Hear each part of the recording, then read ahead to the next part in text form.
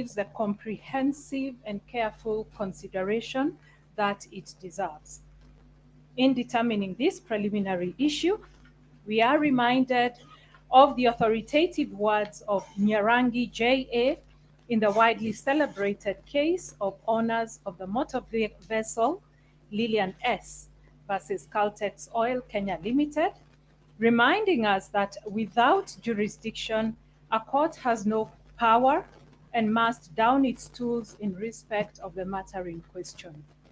This principle has since been reaffirmed in numerous landmark decisions by the Supreme Court, underscoring its centrality to the exercise of judicial authority. In the case of Machari and another versus Kenya Commercial Bank Limited, the Supreme Court unequivocal in its holding that a court's jurisdiction flows from either the Constitution or legislation or both.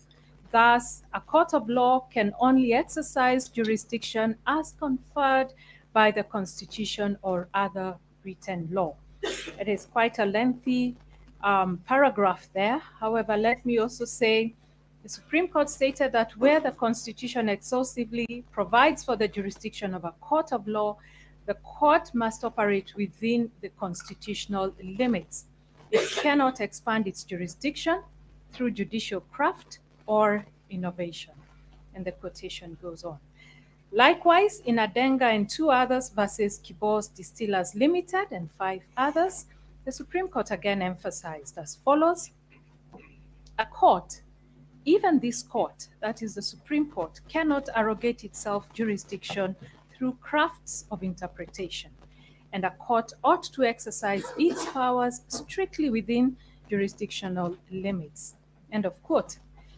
We find it necessary to address the issue of jurisdiction by examining the historical context of Kenya's constitutional drafting process, as highlighted by learned counsel Dr. Thiankolu in his submissions. Counsel presented the court with excerpts from earlier drafts of the Constitution, tracing the evolution that led to the promulgation of the 2010 Constitution. Notably, in all these earlier drafts, express jurisdiction was conferred on the Supreme Court to hear and determine disputes arising from the impeachment process. However, in the final promulgated 2010 Constitution, this specific provision was deliberately omitted. Based on this historical backdrop, counsel submits that even if this court were to find that this dispute is justiciable, a matter which we will address in the second preliminary issue, jurisdiction should lie with the Supreme Court and not with this court. We have carefully considered this argument, which the petitioners opposed.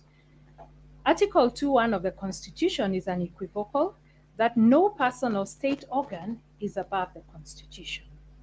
It further affirms that all state authority must be exercised in strict conformity with constitutional provisions.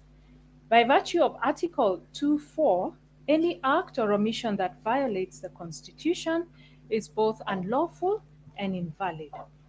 This establishes a clear basis on which the actions and omissions of all state organs must be scrutinized for their constitutionality.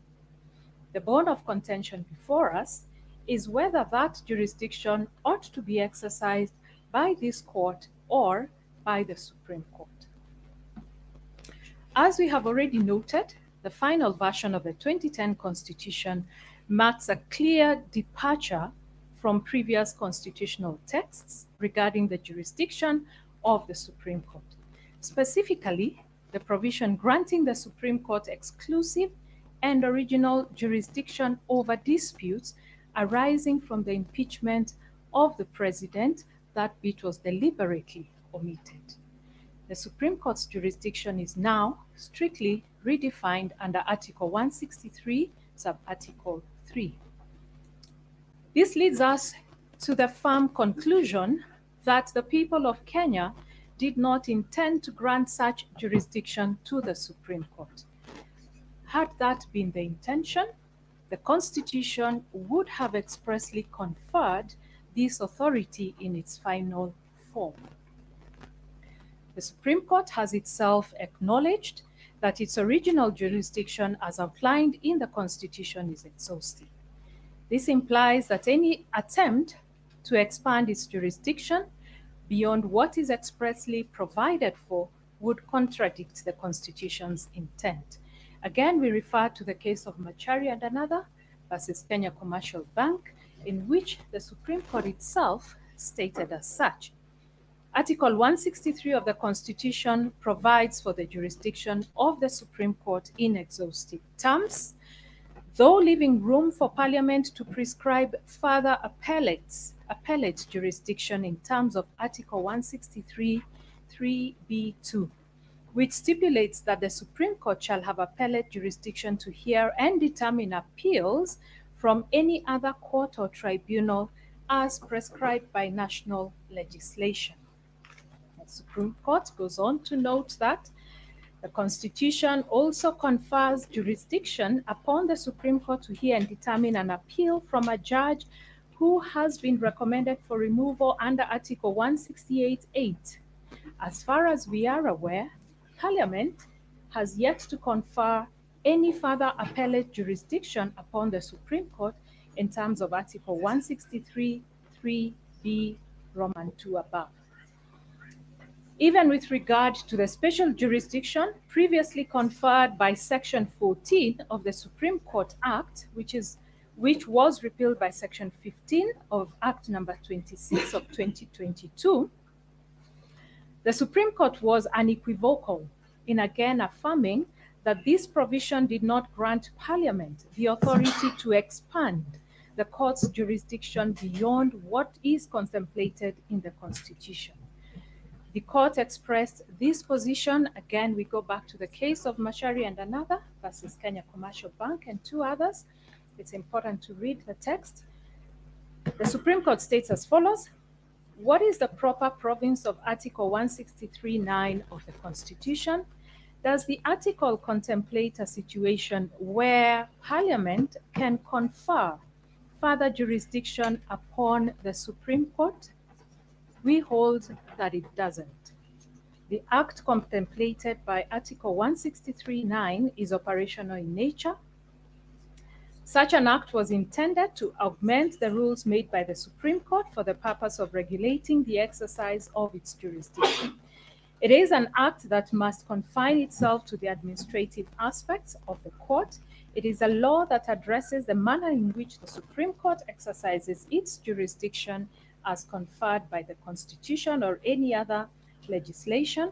And they go on to summarize, such an act was never intended to create and confer jurisdiction upon the Supreme Court beyond the limits set by the Constitution.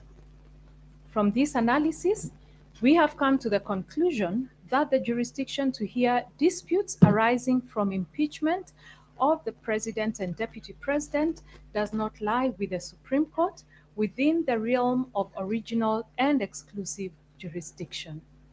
Instead, such jurisdiction may be exercisable within the Supreme Court's appellate jurisdiction. We now turn to the jurisdiction conferred on the High Court under Article 165(3) of the Constitution. Notably, the High Court is also vested with a broad scope of original and somewhat residual jurisdiction under Article 165(5), which grants this court jurisdiction over all matters except those explicitly reserved for the Supreme Court or for courts of equal status. This broad jurisdiction demonstrates a deliberate intention by the drafters of the 2010 Constitution to empower the High Court to address matters not expressly covered in the Constitution, ensuring that no legal issues, including, as what is before us, impeachment proceedings, fall outside the court's purview. By vesting the High Court with such extensive authority, the Constitution also guarantees that gaps in constitutional coverage are filled, allowing the court to adjudicate on significant issues that may arise within the evolving landscape of governance. Within this framework, the jurisdiction conferred under Article 165(3) extends to adjudicating any alleged infringement of the Bill of Rights and interpreting the Constitution. In this context, Article 165(3)(d) Roman 2 expressly grants the High Court the authority to determine whether any act purporting to have been done under the authority of the Constitution or any law is inconsistent with or in contravention of the Constitution. This reinforces the High Court's pivotal role as the guardian of constitutional integrity, ensuring that all actions by state organs or individuals are in full compliance with constitutional dictates. A closer examination of the Constitution confirms that the drafters expressly intended to exclude the High Court from hearing appeals related to tribunals established under Article 144. Given this explicit exclusion, and against the foregoing discussion, if the drafters had similarly intended to bar the High Court from determining disputes under Article 145, they would have done so with equal clarity. Nothing would have been simpler, in our view, than to expressly exclude such jurisdiction in the same manner. The absence of such an exclusion with respect to Article 145 strongly suggests to us that the drafters intended for the High Court to retain jurisdiction over such impeachment matters. This approach to interpretation, whereby jurisdiction is said to be unlimited in the absence of any explicit limitation, is supported by the Supreme Court in their decision in the case of R versus Karisa Chengo. The Supreme Court noted as follows, we quote, "The limits of this authority are imposed by the statutes, charter, or commission under which the court is constituted and may be extended or restricted by like means." We emphasize that if no restriction or limit is imposed, the jurisdiction is said to be unlimited. The quotation goes further, but that is the emphasis statement.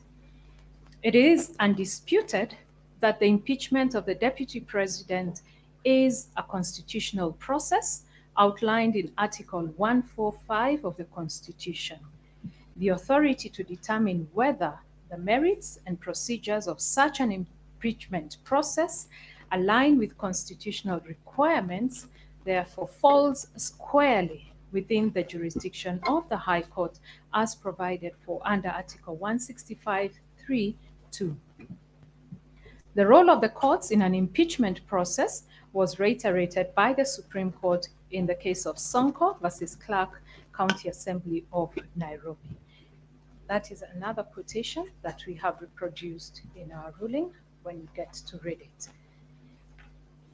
The court went on to state that the impeachment architecture in the Constitution, the law, and the standing orders leaves no doubt that removal of a governor relates to accountability, political governance, and personal responsibility, and not necessarily about criminal responsibility.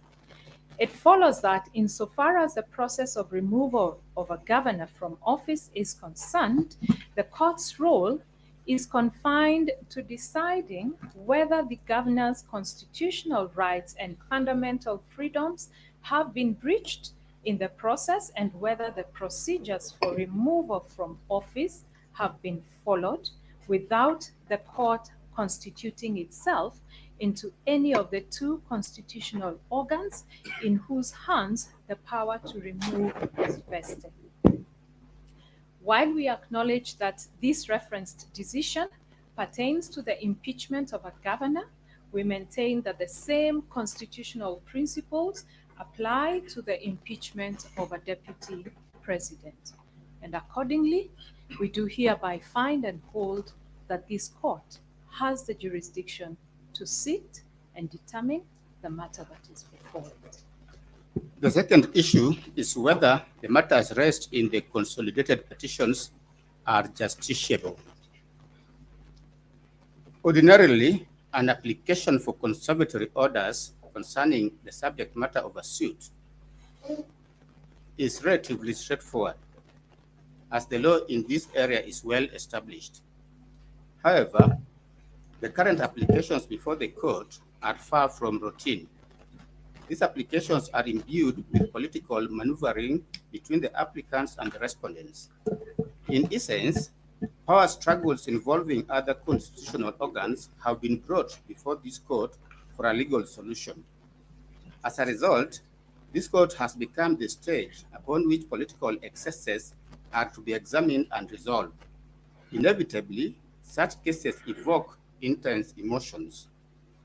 The impeachment case of the first petitioner currently before this court exemplifies the dilemma faced by the judiciary when handling cases that straddle the line between legal and political domains. There is no doubt that many are watching to see how the court will navigate this delicate issue, one that has significant implications for the doctrine of separation of powers among the three arms of government. Answering this issue requires a brief analysis of the doctrine of separation of powers in relation to the doctrine of justiciability.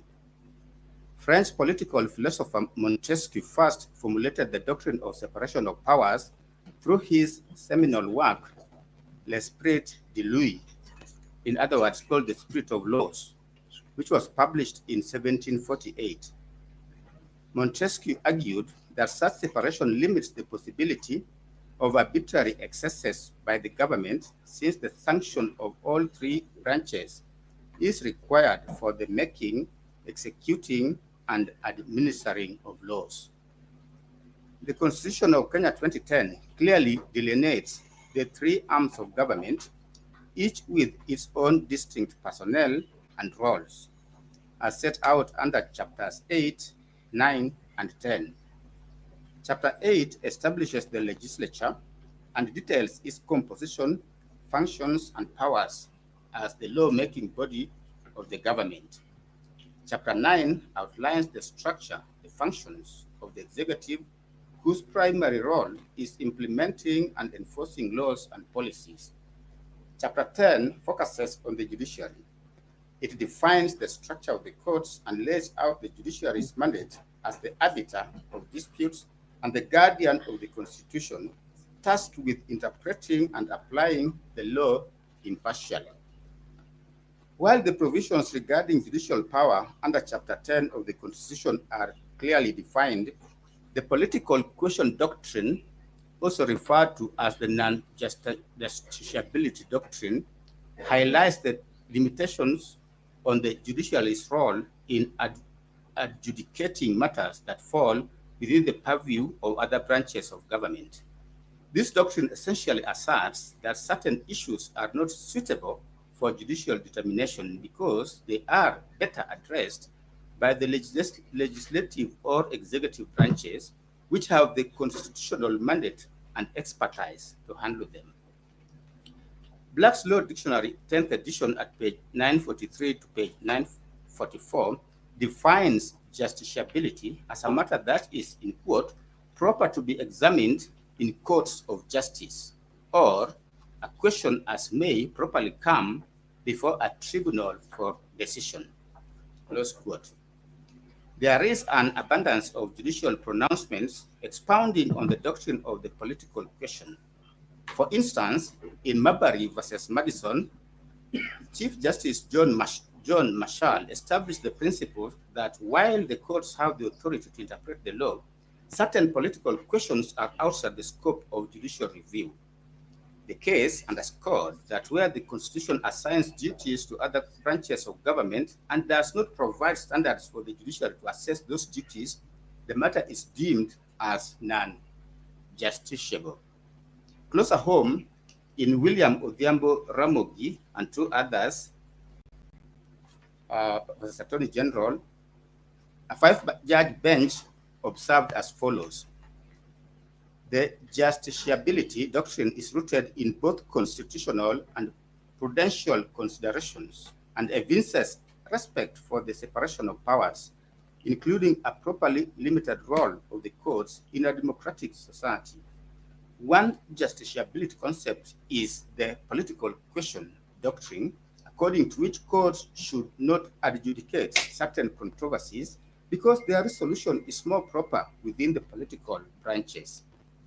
In Baker versus Carr, the United States Supreme Court outlined 6 matters that could present political questions as follows. 1, a textually demonstrable constitutional commitment of the issue to a coordinate political department. Or 2, a lack of judicially discoverable and manageable standards for resolving it. And 3, the impossibility of deciding without an initial policy determination of a kind clearly for non-judicial discretion. 4, the impossibility of a court's understanding undertaking independent resolution without expressing lack of the respect due to coordinate branches of government. And finally, an unusual need for questioning adherence to a political decision already made, and the potentially of embarrassment from multifarious pronouncements by various departments on one issue. Additionally, the Court of Appeal in Kenya Airports Authority versus Mitubel had this to say, with this in mind, the role of the legislature is to make laws and policy, and that of the executive is to implement those laws and policies. The role of the judiciary is to interpret the policies and laws as enacted and approved by the legislature and the executive. Generally, courts have no role to play in policy formulations. Formulation of government policy is a function best suited for the executive and legislature, close quote. In Kiriro versus Ngugi, a 3-judge bench had this to say, a court must satisfy itself that the case before it is not caught up by the bar of non-justiciability. The concept of non-justiciability is comprised of 3 doctrines. Firstly, the political question doctrine. Secondly, the constitutional avoidance doctrine. And thirdly, the ripeness doctrine. The doctrines are cross-cutting and closely intertwined. We shall, however, endeavor to, as far as possible, delimit the operation of each doctrine in isolation, close quote. This bench is tasked with determining whether the issue of the impeachment of the deputy president falls within the category of cases where the concept of non-justiciability would prevent this court from hearing and deciding the matter. The essence of this question lies in assessing whether the political question doctrine would apply, thereby barring the court from intervening in what might be considered a matter reserved for legislative or executive branches under the Constitution. Learned counsel Dr. Thiankolu relied on the U.S. decision in Nixon versus United States to argue the case that the dispute before the court is a political question and hence non-justiciable. We have given due consideration to this decision, noting that it pertained to a dispute involving the impeachment of a Chief Justice of a federal district court in the United States. In resolving the matter, the district court held that it lacked jurisdiction to hear an appeal from the Senate regarding the impeachment of the chief judge, deeming the claim non-justiciable. In determining whether a dispute is non-justiciable, the court held that the test depends on whether, in quote, there is a textually demonstrable constitutional commitment of the issue to a coordinate political department or a lack of judicially discoverable and manageable standards for resolving it. The question to ask in simple terms is whether the 2010 Constitution specifically assigns the sole responsibility for resolving disputes arising from the impeachment of the deputy president, as in our case, to another branch of government. Additionally, are there clear legal rules or standards that a court can apply to reach a fair and just decision on such matters? Within the context of the American system, and as articulated by the court, the learned judges answered the first question in the affirmative. They held that Article 1, Section 3, Clause 6 of the U.S. Constitution demonstrates a clear textual commitment of the impeachment process to the Senate. For clarity, this clause, known as the Impeachment Trial Clause, states in quote, "The Senate shall have the sole power to try all impeachments," close quote. We previously referenced the pre-2010 Constitution drafts that were brought to our attention by Dr. Tiankolu. What is evident from this text is that the people of Kenya clearly intended for the impeachment process to be a justiciable matter. This conclusion is supported by the fact that each constitutional draft contained provisions affirming this intent. This position is unsurprising when considering the historical context in which the Constitution was created. The people of Kenya sought to move beyond a past where the judiciary was often marginalized or bypassed in efforts to check governmental excesses. Instead, they envisioned a new constitutional order in which all branches of government would be held accountable and subject to comprehensive constitutional oversight. This aspiration was central to establishing a balanced system that ensured no arm of government operated beyond scrutiny. We are therefore not convinced, against a holistic reading of our Constitution, that there was any intention to deliberately place the impeachment power on the legislature with no judicial involvement. To hold otherwise would be to create an absurdity whereby the dictates of the Constitution under Articles 23, 160, and 165, 3D2 would be defeated. In our view, this decision is further distinguishable by the fact that the appointment of judges in the United States and Kenya differs significantly due to unique political structures and systems of government. Judicial appointments in the US are more overtly political, with the President and Senate playing direct roles. In contrast, Kenya's system emphasizes judicial oversight through the Judicial Service Commission, which is designed to limit political influence and promote greater judicial independence. Going back to the question that we posed previously, it is clear that unlike the US position, there is no textually demonstrable constitutional commitment of the issue of impeachment solely to any political department or institution. Drawing analogies, the fact that the American context states that the Senate sits to solely try impeachment disputes is a major departure from the 2010 Constitution. Even though the requirements for the two-thirds vote and the taking of an oath are identical, the procedure and provisions of the Constitution, as we have spelled out, leave no doubt that the Senate is not the sole determinant of the dispute. We have already expressed ourselves succinctly on the jurisdiction that has been conferred to this court under the Constitution in our previous decisions. It is now well settled that there are instances in which the courts will and should interfere with political processes. A few decisions suffice to demonstrate this position.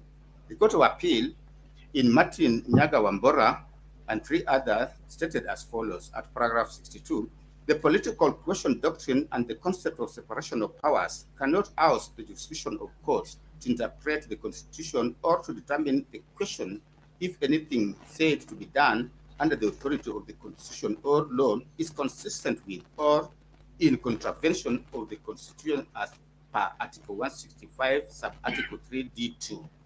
Equally, as we have seen in the case of William Odhiambo Ramogi, the court stated that there are constitutionally permissible situations where this court may interfere in the policy decisions of the government, and particularly if a policy decision is unequal or in actual or threatened violation of the fundamental rights guaranteed under the Constitution or in violation of other provisions of the Constitution. The necessity of vindicating constitutionally secured personal liberties and fundamental freedoms is the principal justification for the anti-majoritarian power that judicial review confers upon the courts, and we are therefore reluctant to find that a claim of fundamental rights, such as the one presented by the petitioner, is non-justiciable, even though it may concern the political process or the internal workings of other government branches. Close quote. The crust of the petitioner's case centers on key questions, including whether the process was followed by the National Assembly and the Senate in the impeachment of the first petitioner, and whether the first petitioner was afforded sufficient time to prepare his defense against the impeachment charges. These issues strike at the heart of constitutional and procedural fairness, raising concerns about the extent to which legislative bodies adhered to the standards of due process as outlined in the Constitution. The petitioners contend that the impeachment process must align with the constitutional principles of fairness and justice, ensuring that any office holder facing such proceedings is provided with a reasonable opportunity to respond and defend against the charges. This court is therefore called upon to examine whether the procedural safeguards required by the Constitution were observed during the impeachment process, and whether any potential lapses could render the process flawed or unconstitutional. Such an inquiry would involve a careful review of the actions taken by the National Assembly and the Senate to determine if the principles of due process and fair administrative action were upheld. We take the view that, based on a holistic reading of the 2010 Constitution, the political question doctrine cannot oust this court's jurisdiction as granted under Article 165, Sub-Article 3. Article 165, Sub-Article 3 confers upon the High Court the authority to hear and determine questions regarding the interpretation of the Constitution and the legality of any acts or omissions by state organs. This provision underscores the High Court's critical role in ensuring constitutional compliance, even in politically charged matters. The Supreme Court of Kenya in Sonko case supports this position in its holding that impeachment proceedings are inherently political. They do not fall beyond the scope of judicial review. The court stated as follows. It's a fairly long quote, I've given it. In Martin Nyaga Wambora versus Speaker of the Senate, the Court of Appeal also held that judicial intervention in impeachment must be exercised cautiously.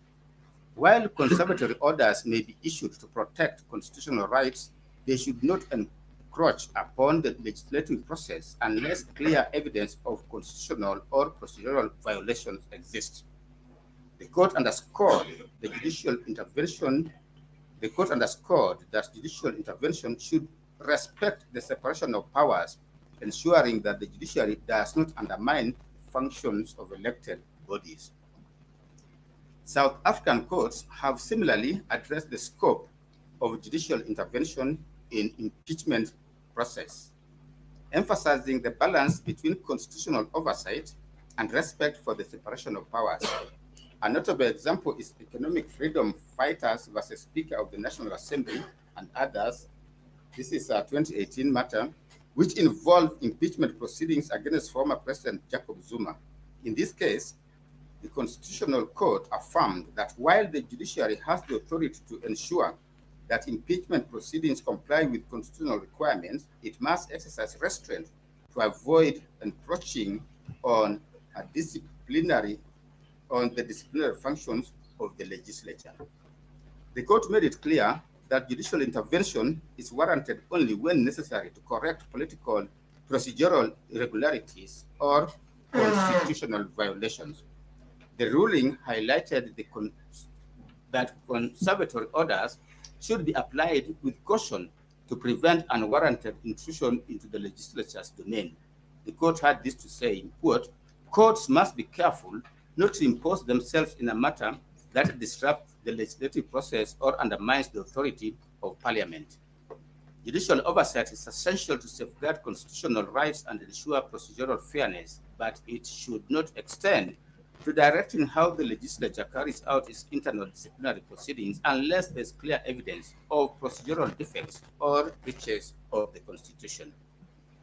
This decision underlines the principle that the judiciary's role in impeachment matters is not to take over legislative functions, but to ensure that such processes are conducted in a manner that respects constitutional norms and procedural fairness. It reinforces the idea that while the doctrine of separation of powers is crucial, it does not preclude judicial oversight when fundamental constitutional principles are at risk. It is therefore our finding, based on the above, that the Constitution of Kenya has clearly delineated independent and distinct paths for the three arms of government.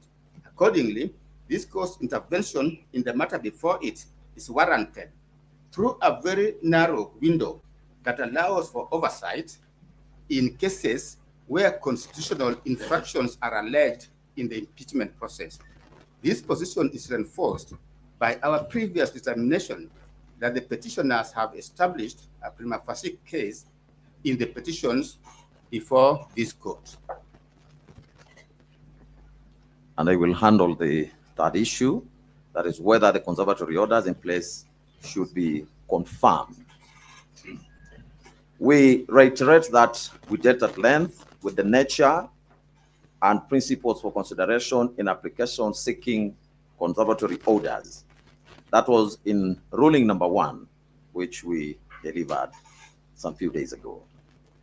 We adopt that discussion as part of this ruling by your reference, and suffice to say that the three main principles for consideration are as follows. The first one being that the need for the applicant to demonstrate an arguable prima facie case.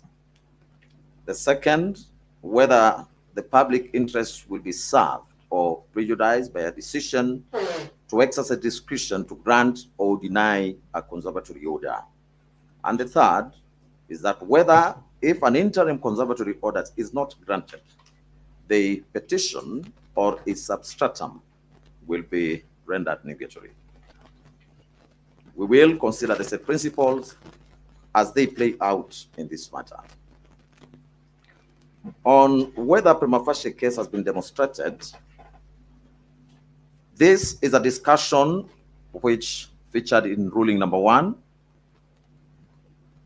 where we dealt with the definition and the nature of a prima facie case.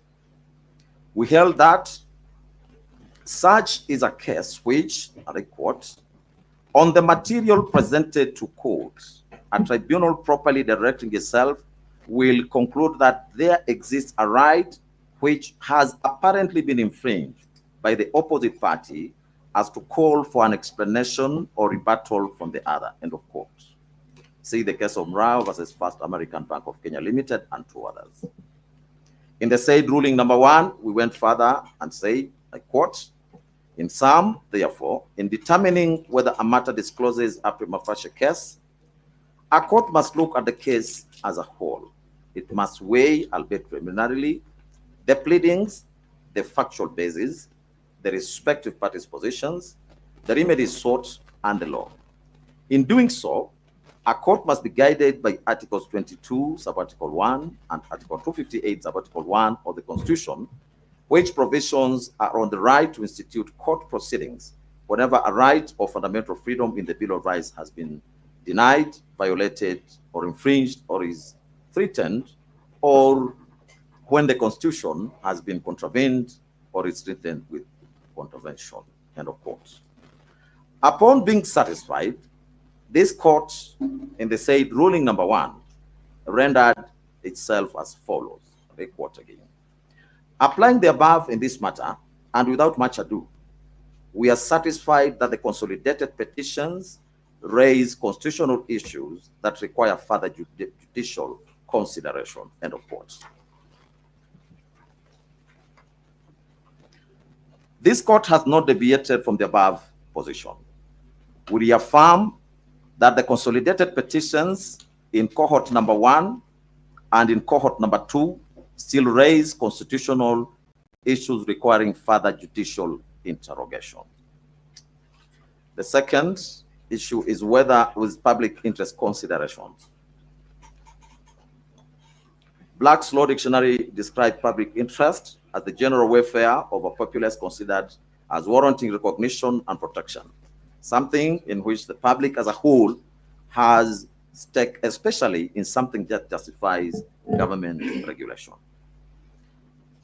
In ruling number 1, we found and held that, quote, public interest tilts in favor of allowing the constitutional process to proceed unhindered, end of quote. To therefore understand how public interest factors into this matter, it is necessary to examine the historical context of the office of the now Deputy President. Naturally, the starting point is the retired 1963 Constitution, which hereinafter will be referring to as the 1963 Constitution. Chapter 2 of the 1963 Constitution addressed the executive, with part 1 thereof focusing on the President and the Vice President. Section 4 of the 1963 Constitution established the office of the President as follows, I quote, there shall be a President of Kenya who shall be the head of state and Commander-in-Chief of the Armed Forces of the Republic, end of quote. Section 6 addressed a vacancy in the office of the President. And I may not go through all that, but it's in the ruling, you'll find it. Section 15 of the 1963 Constitution dealt with the office of the Vice President. This one I will read.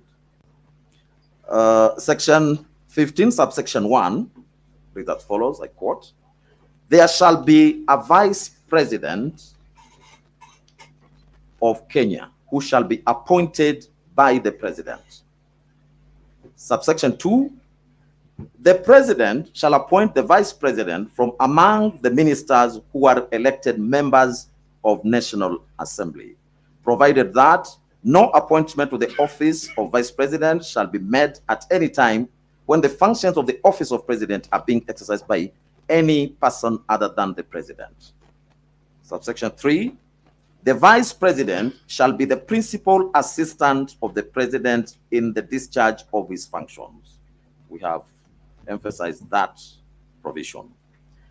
Subsection 4, the Vice President shall not enter upon the duties of his office unless he has taken and subscribed the oath of allegiance and such oath for the due execution of his office as may be prescribed by Parliament. 5, during his tenure of office, the Vice President shall not hold any office of profit other than those of Vice President, Minister, and the member of National Assembly. Subsection 6, the office of the Vice President shall become vacant, A, if the President so directs, B, if the holder of the office ceases to be an elected member of the National Assembly, otherwise than by reason of the dissolution of Parliament, or C, upon the election of a person to the office of President. It follows that under the 1963 Constitution, the Vice President served solely as the principal assistant to the President in the discharge of the presidential functions. The Vice President had no other duties and could be dismissed by the President at will. After a lengthy and others 20-year pursuit for constitutional reforms, Kenyans ultimately adopted a new constitution in August 2010, which will be referring to as 2010 Constitution just to distinguish it with the 1963 Constitution. The 2010 Constitution has been widely praised as transformative, particularly for its fundamental restructuring of the country's constitutional and governance framework. The 2010 Constitution establishes the executive in chapter number 9. Article 131 outlines the authority of the president, while Article 132 details the functions of the president. Article 147 provides for the functions of the deputy president as follows.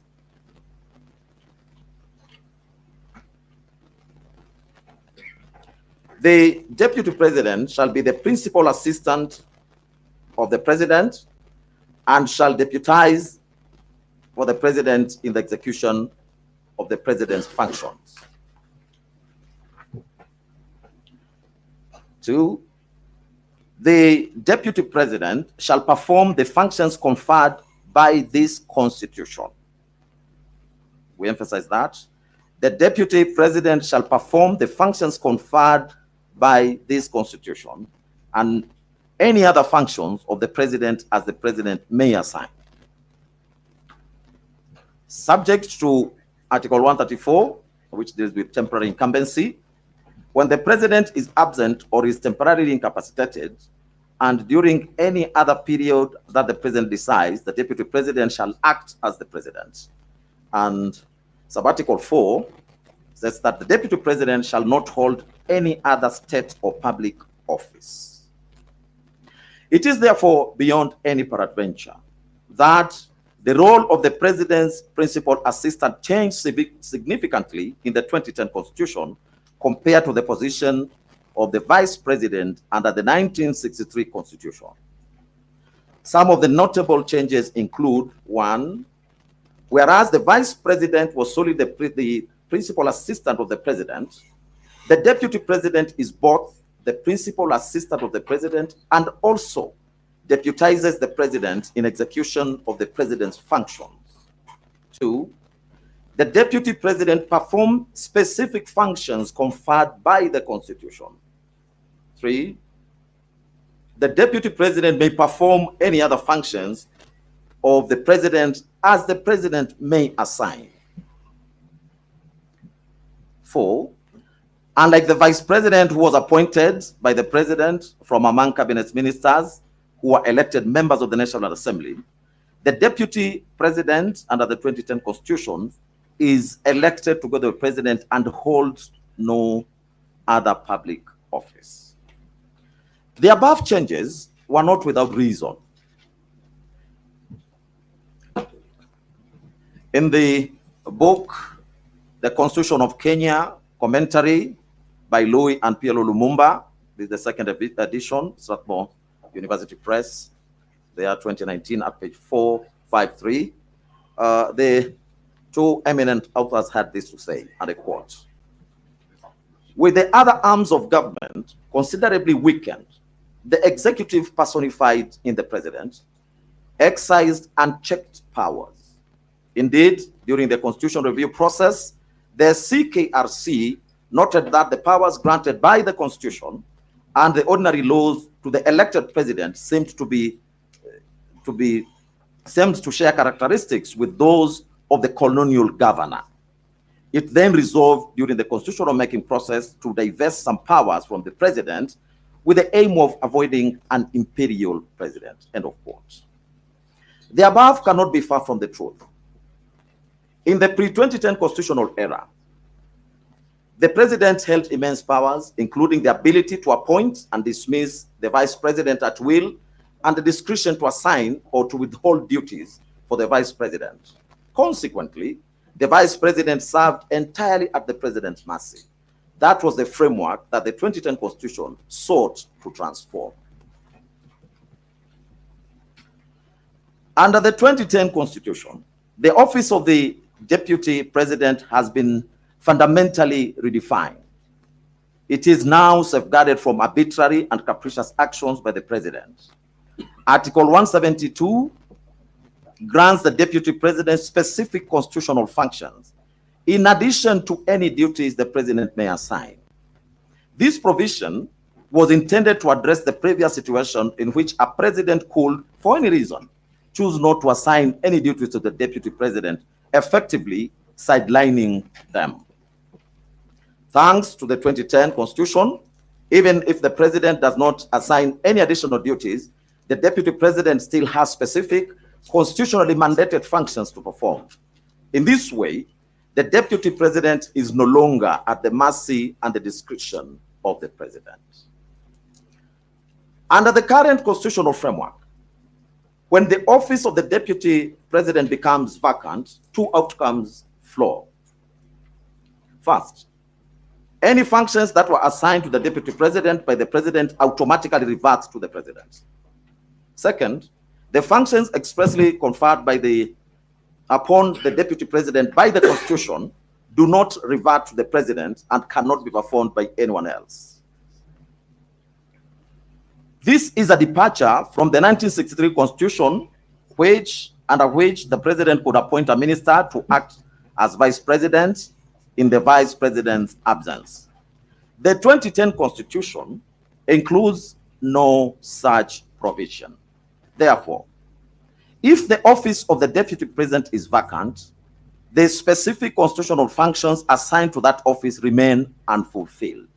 For clarity, not even the Speaker of the National Assembly may discharge the functions vested in the deputy president under Articles 147, Subarticle 2 of the Constitution. In light of the above, we are convinced and hereby find that the current constitutional framework does not envision any scenario in which the office of the deputy president will remain vacant, except during the brief period required to fill such a vacancy. Another equally important provision that adds credence to the above position, that the office of the deputy president cannot be left vacant, is Article 146(3) of the 2010 Constitution.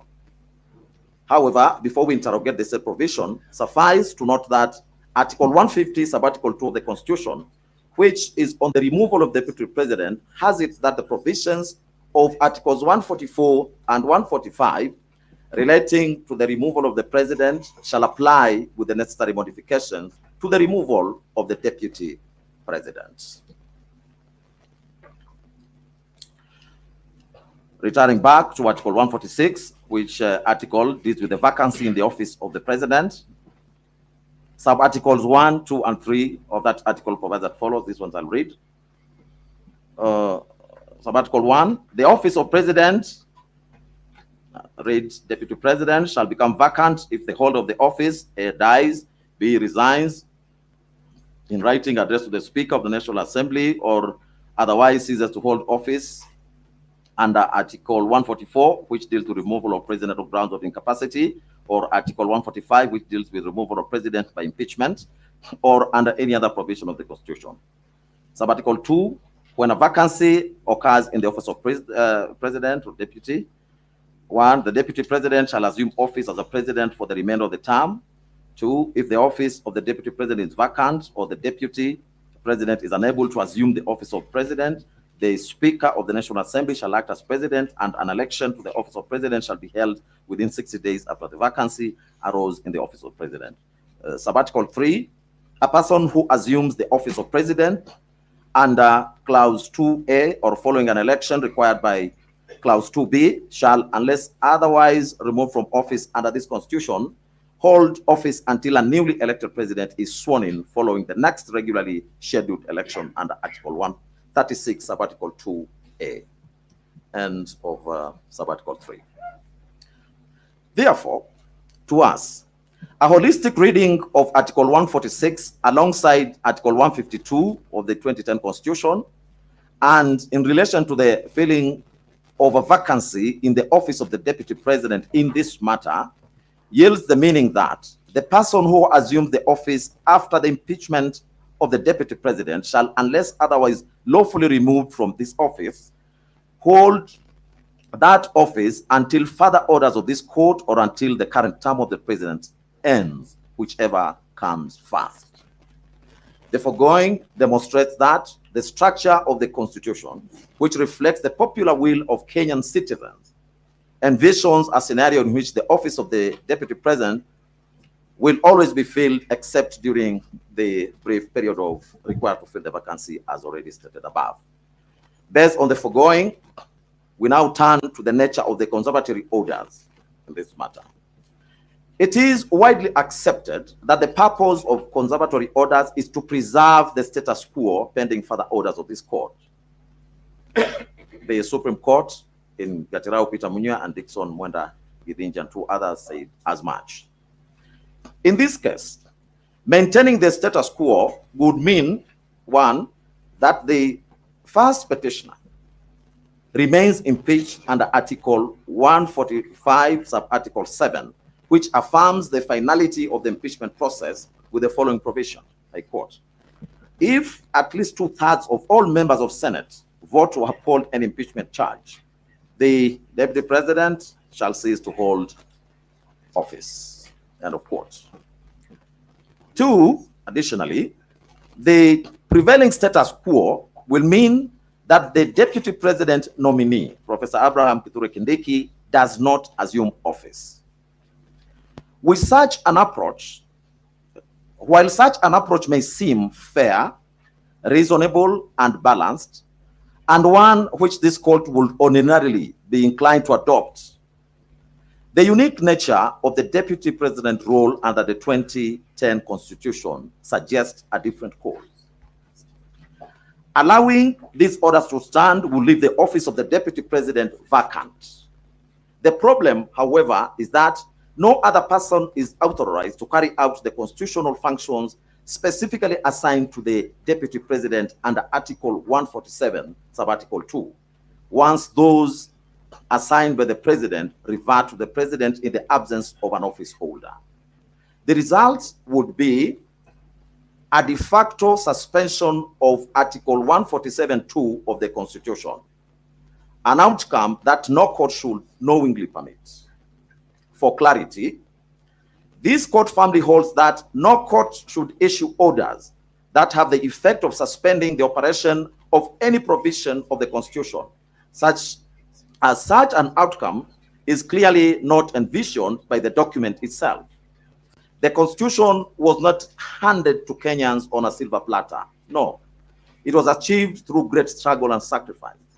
Therefore, it is the duty of the court to uphold its provisions as intended by the framers and as demanded by the people of Kenya.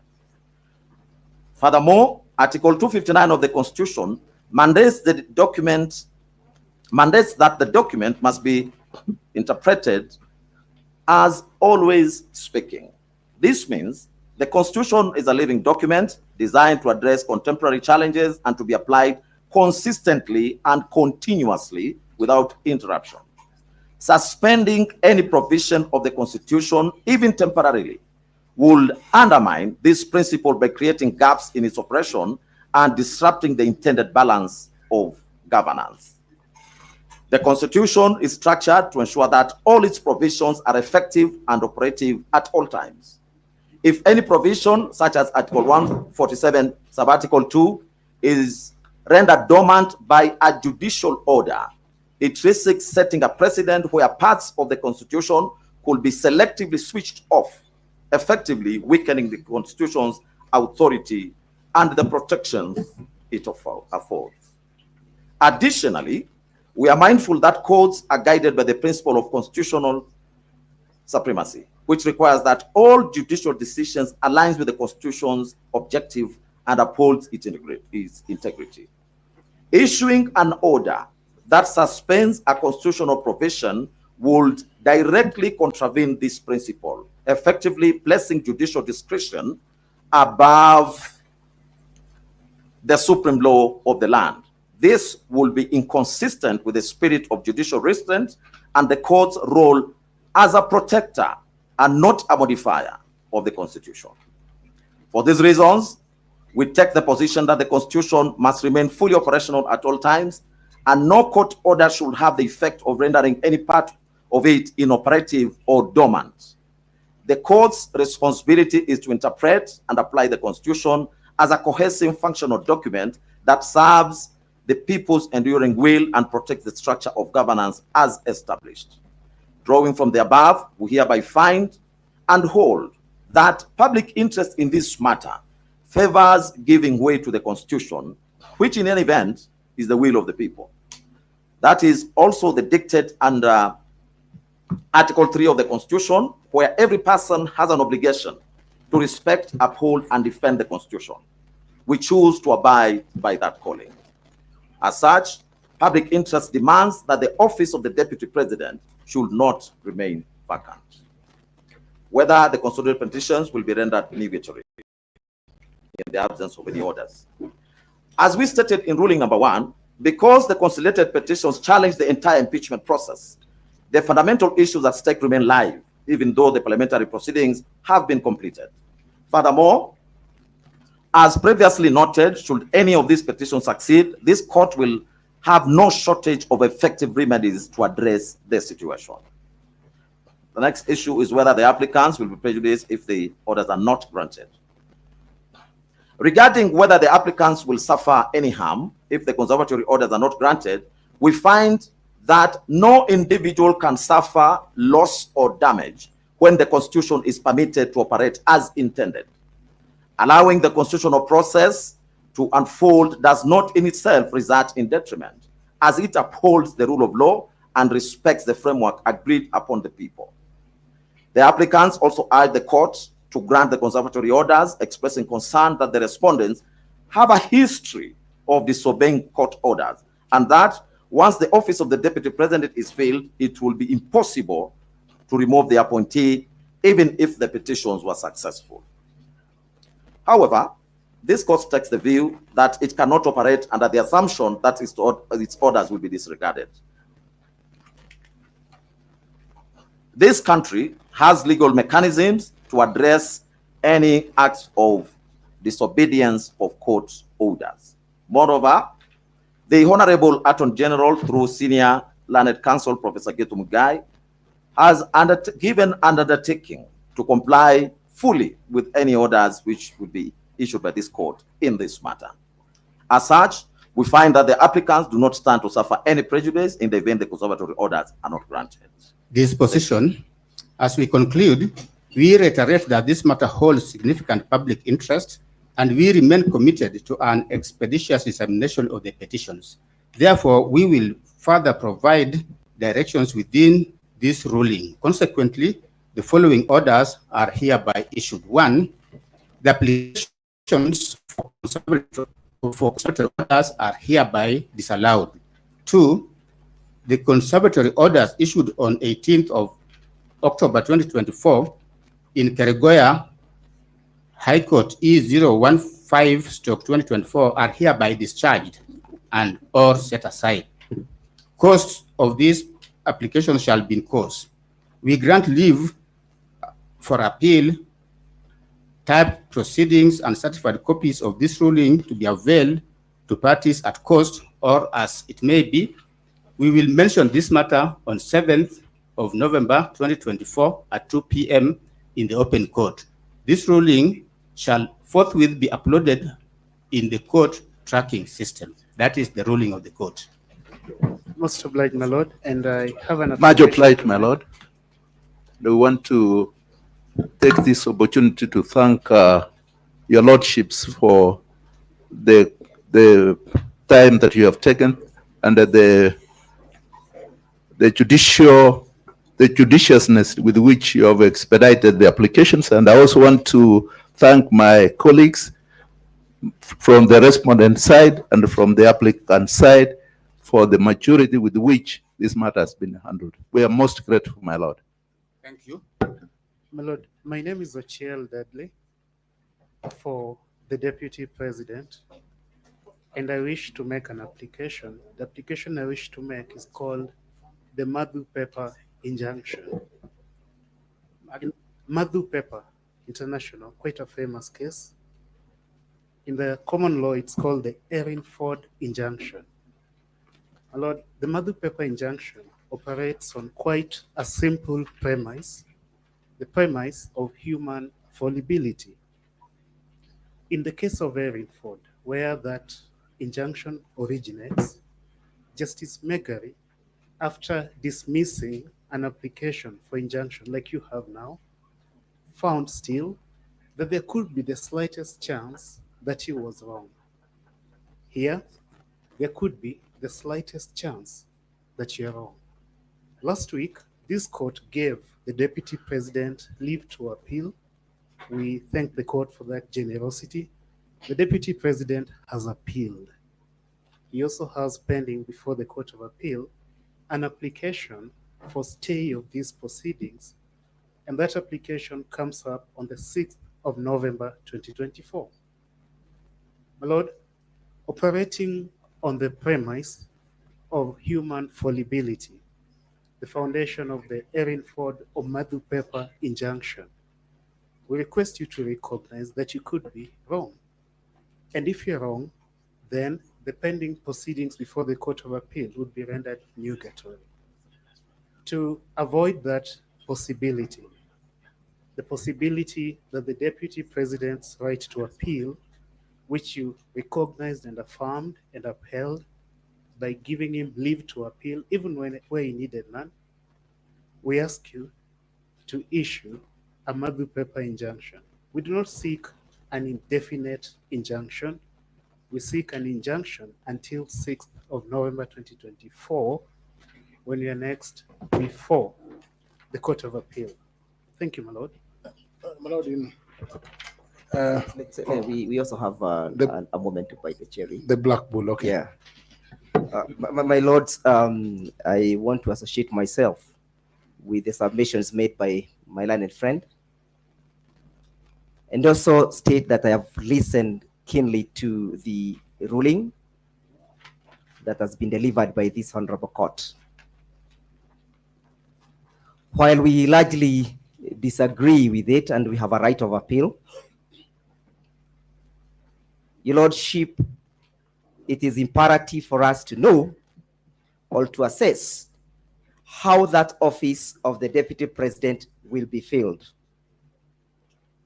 This court has affirmed its commitment to observe the rule of law and protect the Constitution as decreed under Article 3 of the Constitution.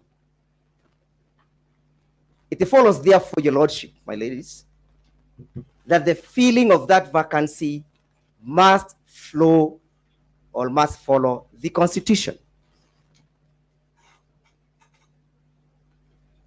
And as such, Your Lordship,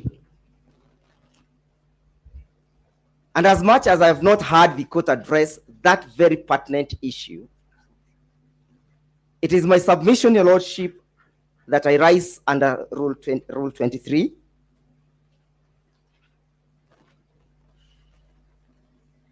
Beg your pardon. Rule 23 and Rule 24 of the Mutunga Rules. And I make an application, Your Lordship, that pending the determination of this application,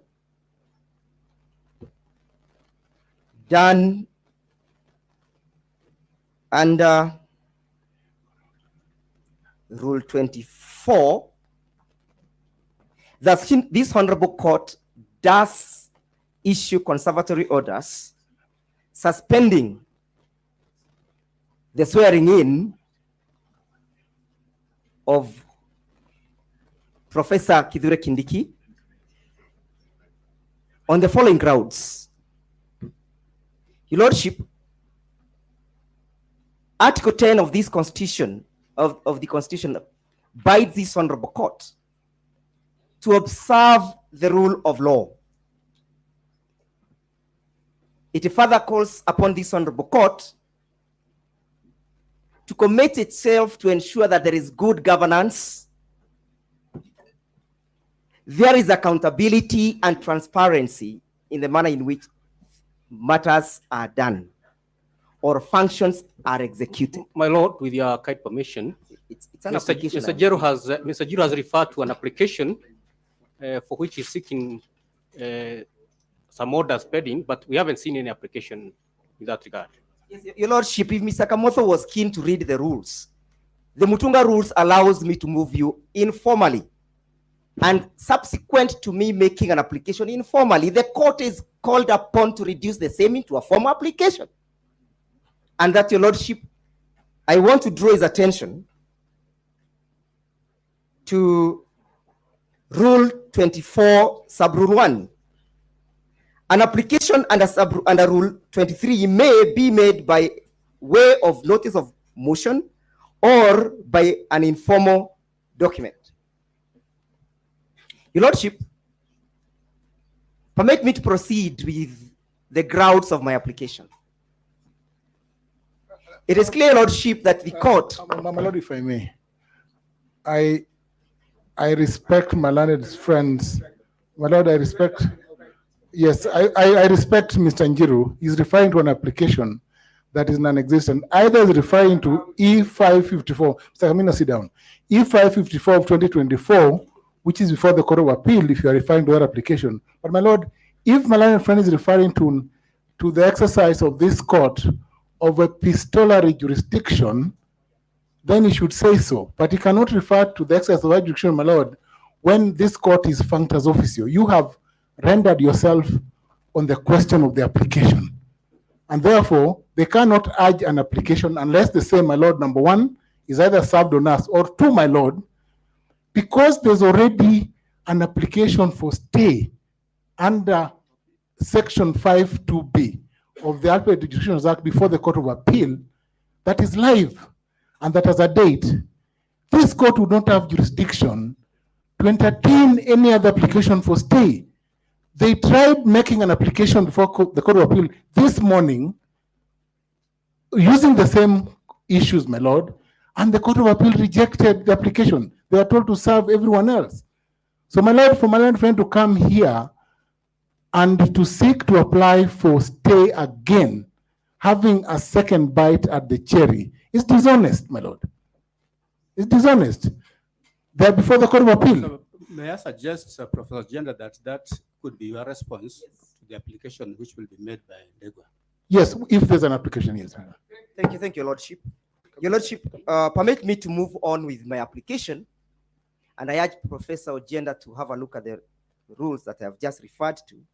That Your Lordship, you be kind enough to interrogate the circumstances under which that office shall be filled. Your Lordship, it is on record, and I invite the court to take judicial notice, that there is a clear non-existence of a crucial state organ that's supposed to oversee the processes of filling of that office in the name of the Independent Electoral and Boundary Commission. Your Lordship, the Independent and Boundary Commission is created under Article 88 of the Constitution, and the functions are created therein. One of the functions, my lords, my lady, is to maintain a voters register, is to register voters. Under Article 99, Your Lordship, of the Constitution, as read together with Article 137, creates the qualifications upon which the president or the deputy president must attain if one is to hold office.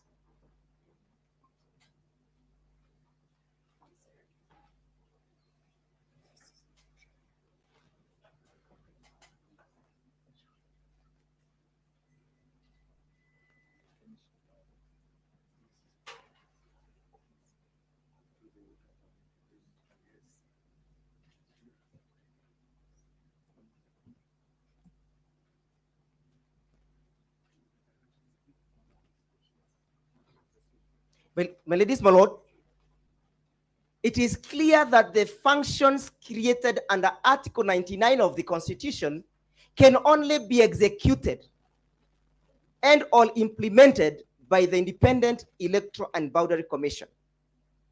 It goes without saying, my ladies, my lords, that a deputy president designate or nominated must attain those qualifications. That is to mean, my ladies, my lord, that there must be an organ that will give a clean bill of health to say or to suggest that Professor Kithure Kindiki attains these qualifications. My lords, my ladies, I refer to the memorandum that was sent to the Speaker of the National Assembly by the President of the Republic of Kenya, dated the 18th of October, 2024. In that memorandum, Your Lordship, the President drew the attention of the Speaker to the clearance of the designated candidate by the IBC. And this is what the President had to say. Your Lordship, the President indicated that he has had confirmation that Professor Kithure Kindiki meets and attains the qualifications created under Article 99 as read together with Article 113 of the Constitution.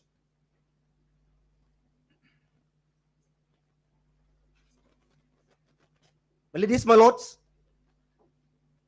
when the President of the Republic referred to the IEBC, and I call upon the court to take judicial notice of that document, it was a presumption that that confirmation was done by the Electoral and Boundary Commission as created by the Constitution. My ladies, my lords, it's my humble appeal that this honorable court does fight in my favor to issue the conservatory order on the basis that there is no clearance that has been issued by the IBC. My lord, we all know, my ladies, my lords. My lord, may I kindly seek your guidance? When Mr. Giro started off, we thought it would be a simple and a straightforward application. But now, seeing the trajectory it has taken, he has raised an avalanche of issues for which we would require them reduced in a particular format so that we can seek instructions from our clients. So we'll be seeking that we get a formal thing that will enable us to seek instructions from our clients. Dr. Kamodo, for the 10th respondent. Your Lordship, I am making an application on the basis of the law. Your Lordship,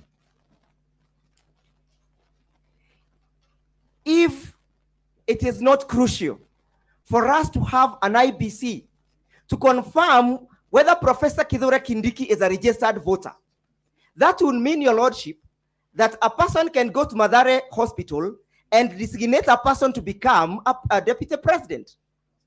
The qualifications created by the Constitution have a mechanism of being established, Your Lordship. And the process of establishing those qualifications, Your Lordship, is set down and out in law. Your Lordship. Mr. Njiro, my understanding, yes, Your Lordship. When you first asked for this conservatory order, yes, Your Lordship. under Madu paper, yes, Lord. That is his application. Yeah. I have on a different application. I moved under Article 23. Because my understanding is that if you want the court to give conservatory orders immediately after rendering a ruling or a judgment, that application can be verbal, but also very short, because the court is already aware, has already expressed itself. That's correct. So that kind of application cannot be the beginning of another big. Your Lordship, I am well guided. So I think for the purposes of the discretion of the yes, bench, Lordship. For the purposes of the discretion of the bench, yes, Lordship. I think Mr. Ochieng's application is what we should be considered. Your application evidently requires to be formal. Your Lordship, I am well guided by the court, but the court also needs to perhaps appreciate the import of Rule 24, that due to the vulnerability of the rights and the vulnerability of the infringement and the violation of the Constitution, I can appear before you. Rights cannot be vulnerable. Individuals are. May I have not my rights. time and then you have your response, Professor? Your Lordship, this application is premised again on Article 3. The call upon every person to protect the Constitution. And as I pen off, it is all clear to us that nobody can deny, not this court, not myself, nobody can bury his head under the sun, that there is no IBC. If Kithure Kindiki is to be sworn in tomorrow, what will be the import of swearing in a person who has not been verified and approved by the organ that is supposed to do so? Finally, Your Lordship, can this court fold its hands and watch and midwife and babysit a violation of the Constitution? What is the role of the court when it comes to the issue of Article 3 of the Constitution and the question of the sovereignty of the people? Your Lordship, I beg that you hear us. I beg that you grant the conservatory order staying the swearing in of Professor Kithure Kindiki on the basis that he has not qualified to hold that office. Secondly, on the basis that his purported qualification has not been verified by the body that is mandated to do so. In the absence of that, Your Lordship, you'll be inviting us to say that even an insane person can become deputy president, a bankrupt person can become deputy president. Objection. I rest my case. My lord, let me respond to. Can I respond, Professor Ojenda and, yes, and every other council who is seated, please sit down. We have two applications, and this is not going to be a start of another court process. It's not going to be a start of another court process. The applications which have been made are discretional. So I'll only allow one response, only one response, and then we'll render a ruling. Only one response. Yeah, my lord, if I may respond, my lord. My lord, kindly, with your permission. With your permission. My lord, we've made a ruling. Okay. Okay, let me hear two people from this side. Okay, then two from. You're one person. Dr. Kaminwa, please say what you want to say and be mindful of time, please.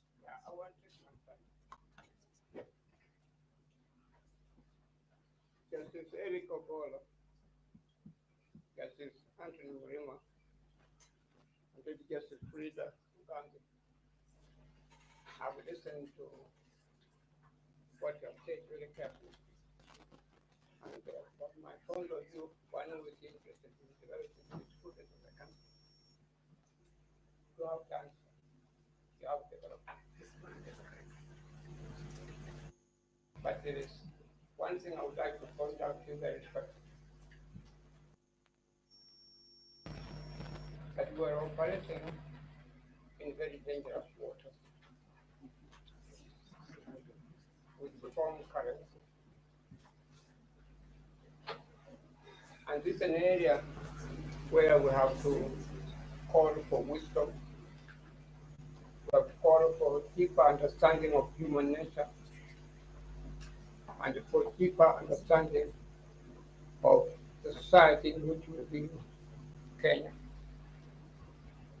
And what I'm saying to you is reflected in my broad feeling of the authorities in cases in the United States of America. Your Honor, if I may say so with respect, perhaps more than anybody else, when I was engaged to get involved in this case, I ordered for books from India straight about electoral volumes on impeachment. And I've taken the trouble to read them day and night. And one thing that has emerged from all these authorities when I was reading them very carefully is that the court in the United States have continued to think very carefully how will this judgment be received by the people, by the consumers. How will it be received? Is it a judgment that will continue to promote stability in the country? Is it a judgment that will continue to promote the rule of law? Is it a judgment or ruling will continue to promote stability in the country? And it's here that I'm inviting you very respectfully that you consider the able remarks of my learned friend, Mr. Gachagua, that we should not, and my friend Mr. Chair, we should not ignore what they are saying lightly at all. With a tremendous respect, we don't want to move out of this courtroom and then all of a sudden we are told that we are protest now in such a I'm not trying to just hold on. All that I'm saying to you, Sorry, my lords. the utterances by the Honorable Dr. Hamino, Council, are. I'm giving you the titles. No, what I'm saying, let me say what I'm. Unfortunately, they're inciting, they're insightful, they are trying to preempt matters that are not before this court. We do not know and we cannot speculate that anyone is going to be happy or unhappy about it. The sword of justice cuts both ways. There are those who are going to be happy, there are those who are going to be unhappy. That is how life is, but you cannot incite by saying from here, we will have protests, we will have what? We do not know of that. And unfortunately, my lords, I ask you to kindly restrain him from taking that route. Your kind permission, Your Honor. Please sit down. Please sit down. We want you to know that we have rendered ourselves in this matter. We have rendered ourselves in this matter. And we are not going to open this matter for a further court proceeding. There are two applications before the court, one by Dedlo Chieng and one by Ndegwa. After Dr. Kamuna has spoken, we'll allow two people to respond, and then we'll make a ruling. My Lord, I was to also, you indicated that two people, and I was prepared kindly to make an application. Continue, Dr. Kamuna. No, my Lord, I'm actually showing one sentence. When you read the books, I have referred to authorities in America. The judges have made a finding about this guy. Yes, this is the people. So and so is guilty. But we cannot go ahead. We shall do it. So that's all I'm saying to you. You have heard, you have come up with a very funny say so. A ruling full of students, and particularly my man, the Lord Gachagua has come up with something that I had not thought of so much at all. But all I'm saying to you that you agree, but you still have the discretion to say that look, we are not, we have these are our findings, but still we are going ahead with you for so many days or so many weeks. So you still have that discretion. For the sake of the country. Thank you. My Lord, in brief response. May I kindly, my name is Sam Nyaberi. I appear for the 9th petitioner in the second cohort.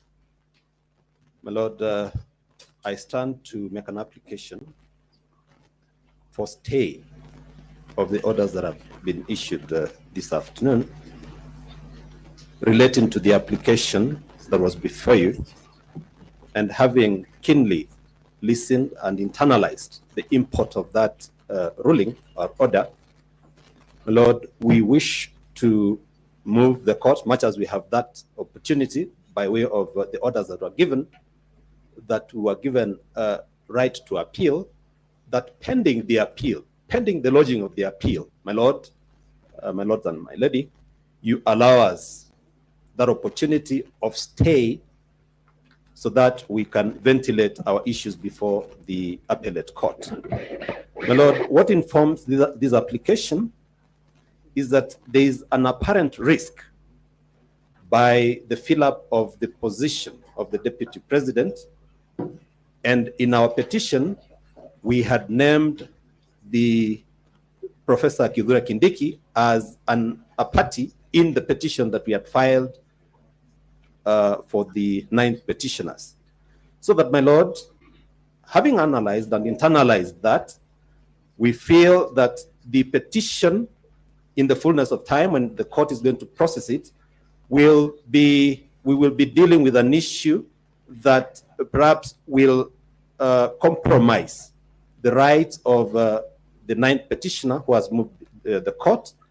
And, my Lord, the other issue is that there is a period within which the respondents, if they have to move, they have to fill up that position of the Deputy President. So that, my Lord, there is no any prejudice that will be occasioned to the second respondent if the orders of stay gets issued, because by close of business today, my Lord, we are going to lodge the notice, and that notice by itself acts as an appeal And in the fullness of time, we shall be processing the application before the appellate court for appropriate orders to issue. My Lord, I therefore associate myself with my colleagues on the application for stay so that we don't have the proceedings before you in the fullness of time when we come to canvass the petition to be rendered nugatory or academic. My Lord, you have the discretion, and we ask and beseech you to exercise that discretion in the favor of the 9th petition. Thank you, my Lord. My Lord, I would like to make an application under Article 1.1 directly. My lady. My lords and my lady, we are thankful for your ruling today and the lengthy explanations and court case that has gone into it. Unfortunately, my lords and my lady, it seems that some people are being favored over us. And in this matter, it is the state or advocates. We are here acting in person, and we are entitled to the same equal protection of the law. We are here trying to defend the Constitution and our constitutional rights. I am being discriminated against as a woman, as a person with disabilities, and as a youth, my lords and my lady. We filed our application on the 8th of October 2024, and we thought that we would be enjoined as interested parties to participate in Tuesday's proceedings, but we were not. So we did not have the time to ventilate our issues properly. My lords and my lady, we are asking you to stay your orders for 7 days, as you have told us to come back on the 7th of November. So at least we get a fair chance, a fair fighting chance as a sovereign to also ventilate our issues properly. The state cannot override us, and advocates cannot override us, my lords and my lady. This is a court for equality, and we are asking for equality. My lords and my lady, we also appreciate that the regardless side has asked for 7 days to appeal. Kindly consider us in, because there is no point in justice. It will be granted to some petitioners, and others will just be thrown under the bus and into the darkness. Thank you. My Lord, if I may respond, my Lord. Sorry, just a minute. Can you just clarify your application? You say is dated the 8th of October? 8th of October, 2024. Substance of the application? It's petition E541 of 2024. We were seeking stay orders to stay the proceedings in the National Assembly based on Article 32(1), freedom of conscience, and Article 33, freedom of expression. Fiona, maybe with your kind permission. Let me clarify. Is that the matter in which you are appearing with Dr. Eboso? Yes, my lord. Yes. Now, if you have been following the directions of this court keenly, we have been issuing various orders on consolidation. And I can assure you, I did that. And you and Dr. Bosso are petitioners in one of the cohorts. I think it's cohort number 1. Yes, it's cohort number 1. You are petitioners in cohort number 1. And we directed everybody to get into the CTS system, and whoever has a problem to get in touch with the deputy registrar. So it is not right, Ms. Wanjiru, to claim that you have not been enjoined in these proceedings. You have been enjoined. You are a party, and that is why we allowed Dr. Bosso to address the court, even yourself to address. So you are a party. You are a party. That one I can assure you. My lord, we were not entitled to the right of enjoinder, and we had points that we wanted to defend against the respondent side. So we're just finding it very difficult that due process is not being followed in our instance, as we applied even before both parties on the 8th of October 2024. They came to court on the 18th, 10 days after us, and they have still been granted audience before us, and we were told we're going to be in cohort 1, and then cohort 1, this application has already overtaken cohort 1. We're now being told to come next week after the swearing in would have been gone through, and after numerous rights would have been violated that we have raised. I think, Ms. Wanjiru, what you just need to do is just get into the CTS, get all the directions. There's every direction. There's a reason why we came up with cohort 1 application petitions and cohort 2 applications. Yes, my lord. So I think we may not wish to respond on whether you are discriminated or not, but we are so sure You are not discriminated because there are proper directions in respect of every cohort and every matter before us. Kindly take time to go through the CTS. Thank you. This court had made directions on this issue. We said there are only 2 applications before this court right now, and those are 2 applications which will be responded to. We have applications. We are finished with this side. You have not spoken on behalf of the second petitioner. My Lord, we would like an opportunity to respond to both applications that are being brought today. Maybe I can say one thing, just on behalf of the second petitioner. My name is Kimotho Teresia Wanjiru Makazi. Yes, there's Kimotho in company of this Kegoya. I just wish to say we welcome the ruling. However, there are some bits that we feel aggrieved and we wish to appeal. And therefore, as we do the notice of appeal, we are praying that we are in support of the issue for injunction, no the issue for stay, which the court may say it's a negative order, but we are saying pending the time we do the appeal, at least the status quo be maintained. And also we wish to say that there was an issue that the Court of Appeal today, application for stay, that is not true. We were told to serve, parties were not all served, and that's the reason why we were given another date. So therefore, we are in support of these 2 applications that have been made today. Thank you. Let's Banjiro also, Mr. Dr. Bosso, please sit down. Please sit down. My Lord, this court. Please sit down. Please sit down. Will I be given a chance to speak? Please sit down.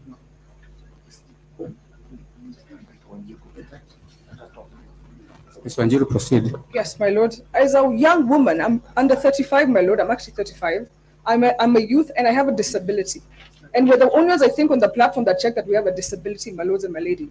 Our constitution, Article 1.1, has to count for something, because it was intended for us to come to court directly. Please respond to the application. Make the application. Yes, my Lord, I'm in support of the application. Mr. Biased. My Lord, finally.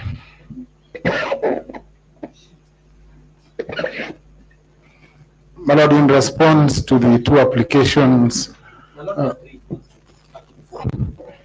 yours also an application. Yes, my Lord, in response to the application by my learned friend, Mr. Ochiel, future senior counsel, and my learned friend, Mr. Ndegwa Njiro, I wish to set as follows, my Lord. My Lord, number 1, the Matthew paper order sought by my learned friend fall on the basis of the following principles. Number 1, my Lord, there is already an appeal that has been filed in the Court of Appeal, and an application for stay under Rule 5 to be filed, being application number 554 of 2024. The Court of Appeal is therefore seized of this matter, already seized of this matter. In those circumstances, my Lord, a party can only apply for stay in the Court of Appeal. That's point number 1. My Lord, point number 2, ordinarily, when a court delivers a ruling in a matter, the court becomes functus officio in respect of that particular matter. My Lord, that matter therefore, or the applications made are therefore res judicata, in the sense that a determination has been made, and this court cannot go back and approbate and reprobate at the same time. You cannot deny an order and then purport to issue the order again. Point number 3, my Lord. My Lord, rules 23 and 24 of the Mutunga rules as presented before you, together with an application by my learned friend on substantive issues touching on actions that may be undertaken subsequent to this, including, my Lord, the qualifications of the Deputy President nominee, Kithure Kindiki, can only be brought to this court, my Lord, through 1, either a new petition and a new application, or two, my lord, through an application for review. The only avenue that Mr. Ndegwa can bring all the issues that he has spoken to this afternoon are applications through review. No application for review or setting aside has been filed before this court by Mr. Ndegwa. And therefore it is inconceivable, my lord, that this court would entertain the application brought on several grounds, my lord, including grounds challenging the suitability or otherwise of the deputy president nominee. My lord, lastly, and because my learned friend will submit further, once a court has delivered a ruling, my lord, the justice of the cause is that consequential processes can be undertaken given that there are no orders in place.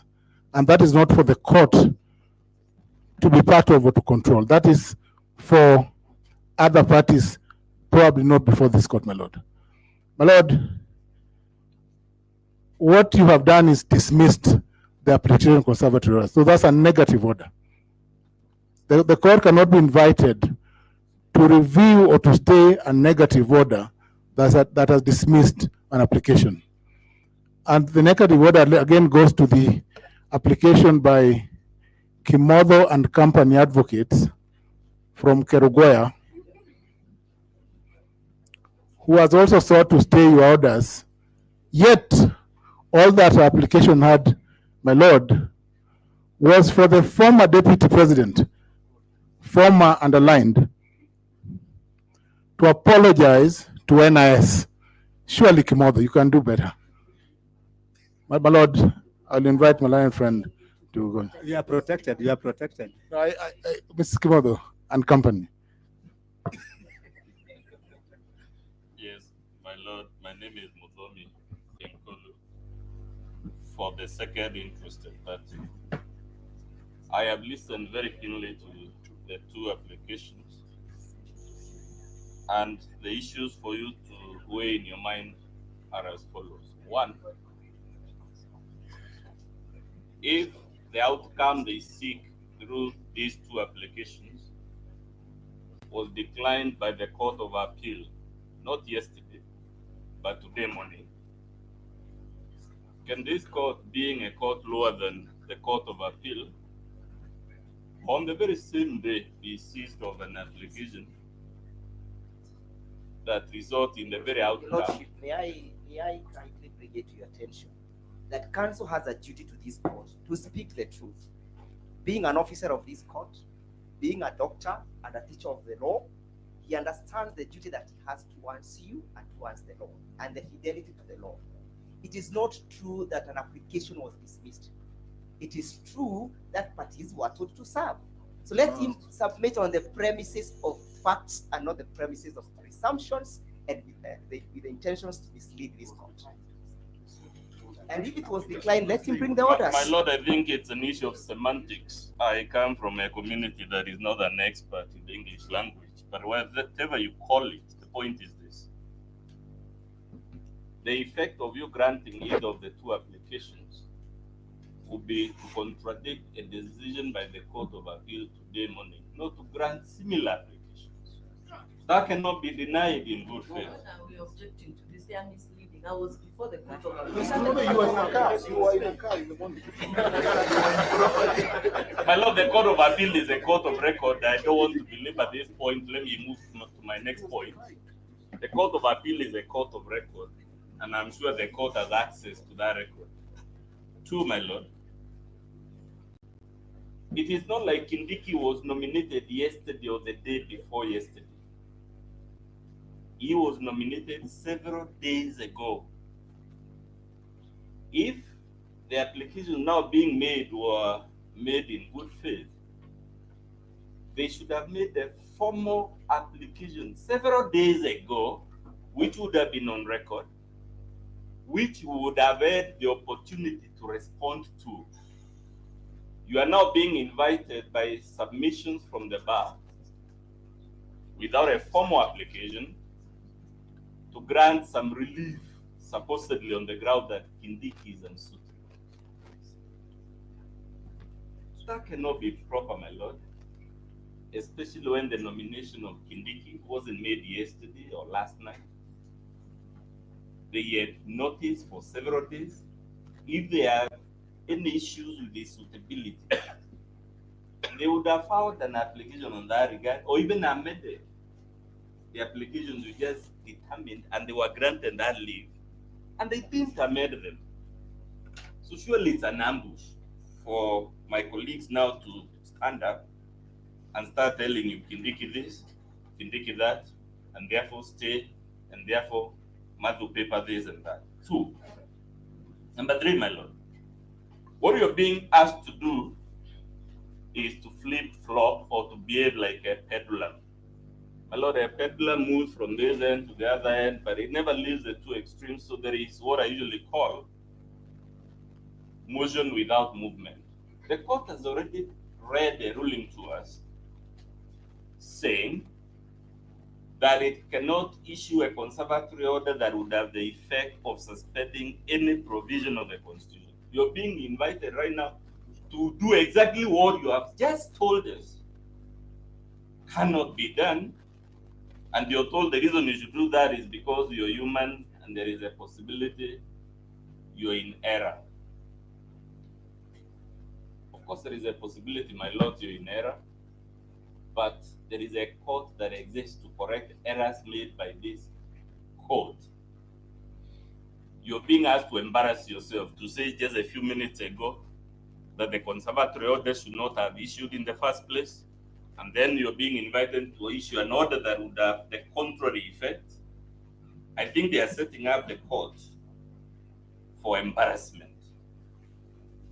My lord, there is a reason, there is a law which we all know because both the people in the bench and the bar are lawyers.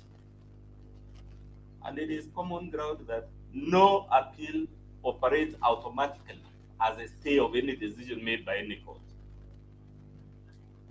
The reason that rule exists, my lord, is so that whoever is desirous of an appeal can move the appropriate court, which they have done, and persuade that appropriate court to issue that stay. So they are telling you because there is a possibility you might be in error, therefore automatically, but the rule, if I understand it, is that no appeal, let alone an intention to appeal, can issue automatically. Lastly, my lord, you have been told about the Madu paper injunction.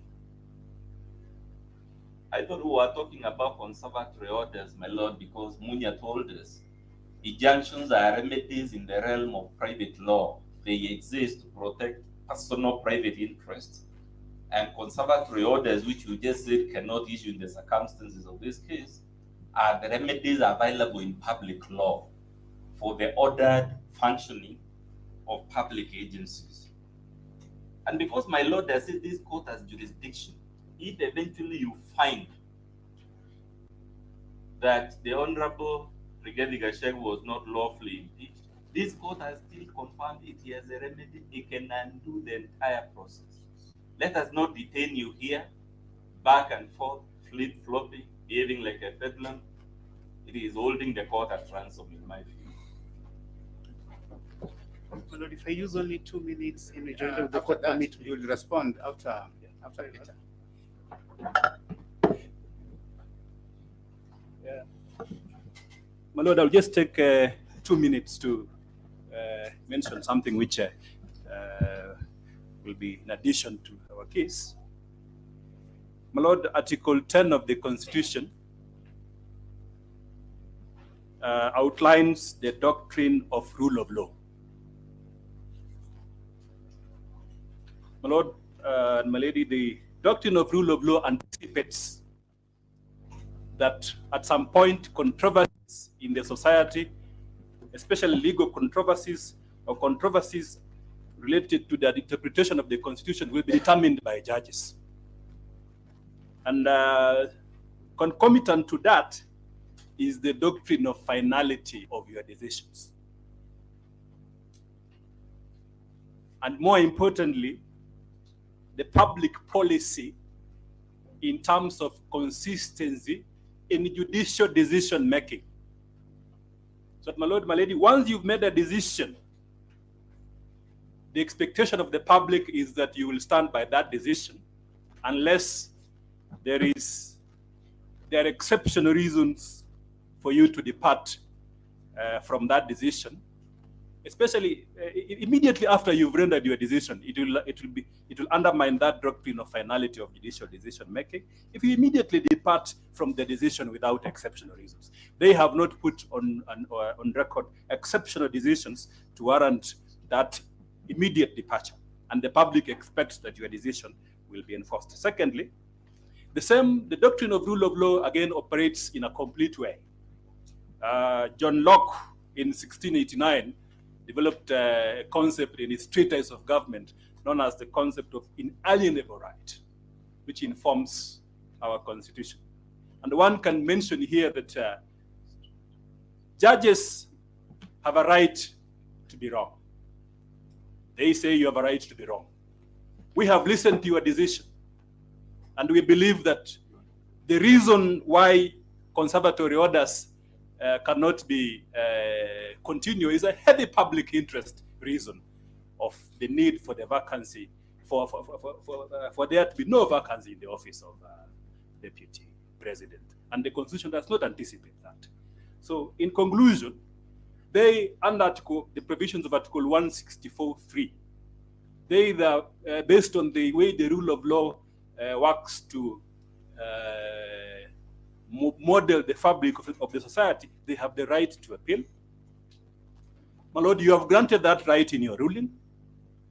And from where we stand, we submit that they cannot, on this matter of immense public interest, where you've made a decision for them to seek, to make an application from the bar, to upset a decision which you have rightly pointed out is meant to fill a major constitutional gap in respect of vacancy. And lastly, the right to be heard. The right to be heard is very central. Mr. Ndeguanjiru has made factual statements in this matter in his oral application.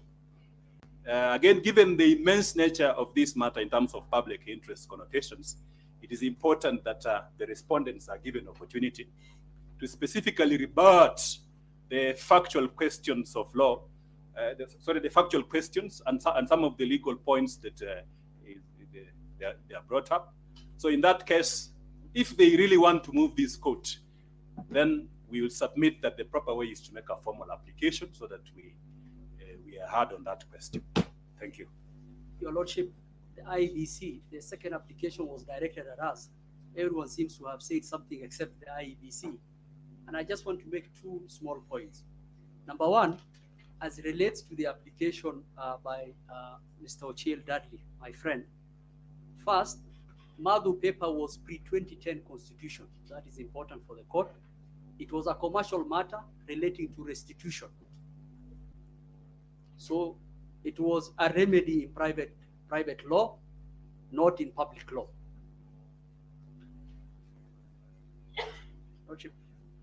Madhu paper was pre-2010 constitution.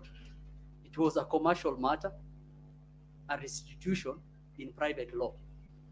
So this will not apply. The second issue, application by Mr. Ndegwa, Learned Counsel, I am looking forward to reading the decision of the court, because those were issues that we were on our feet for 30 minutes arguing about, the role of IEBC and what needs to happen. So already the court has made a decision on that, and likely the answer will be in the ruling that the court has already read.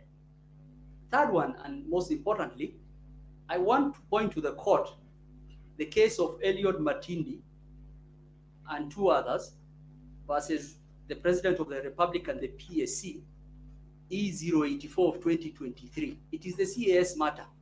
And it feels almost like deja vu that Ochiel Dudley is here making this point. We lost that matter in the High Court. The court made a finding that the offices of CAS were not constitutional office. We were on our feet for a long time trying to urge the court to give us a Madhu paper injunction.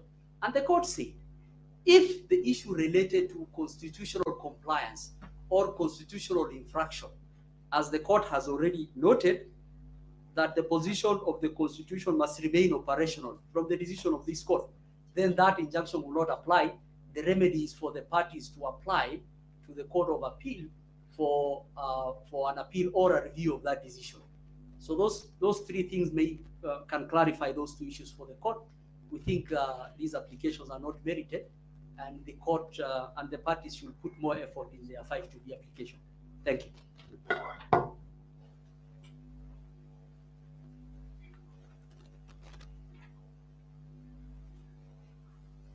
Perhaps before senior speaks, maybe we get directions as to how many they are responding, because there was that limitation on this side, and we were restricted as the petitioners. If the court could give directions as to that.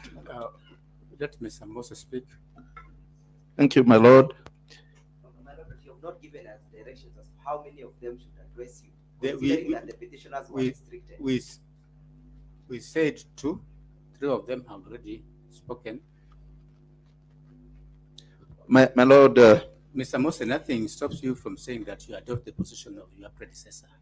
That's correct. Yes. My lord, I want to say that I associate myself with the sentiments by my colleagues, but I would want to add, my lord, that you have given a detailed and a very comprehensive analysis of your ruling. You've gone into graphic details, and you have addressed various issues and given a determination on the same. We are not before this court, my lord, to litigate in installments. My learned colleague, Mr. Ndegwa, has all along been aware that Professor Kindiki was nominated. For him to just spring up now and start raising issues concerning Professor Kindiki is just but a mockery of the justice system. My lord, you've made a determination. You have thanked us official. We will not want you to reopen these proceedings again. They have known and available avenues to them.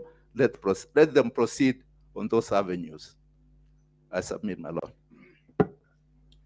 Thank you very much. On only one point, which I actually objected to when it was being made, the point was that how would Kenyans receive the decision?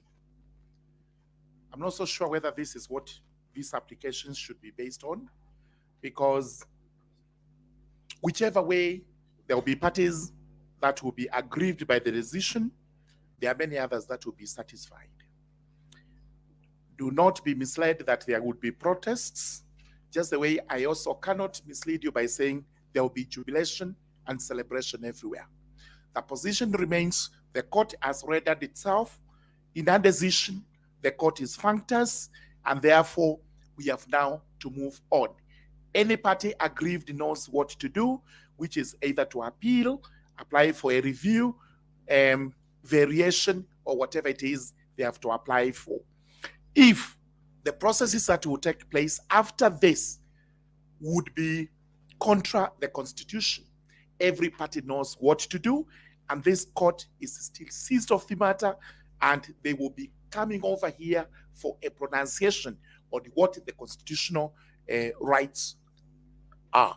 Therefore, we should actually not be taking the route that the decision may be popular or unpopular. It's a decision of the court, and it cannot be challenged along those lines. Thank you. My lord, honoring the court and my colleagues' time, this is my rejoinder in exactly 2 minutes.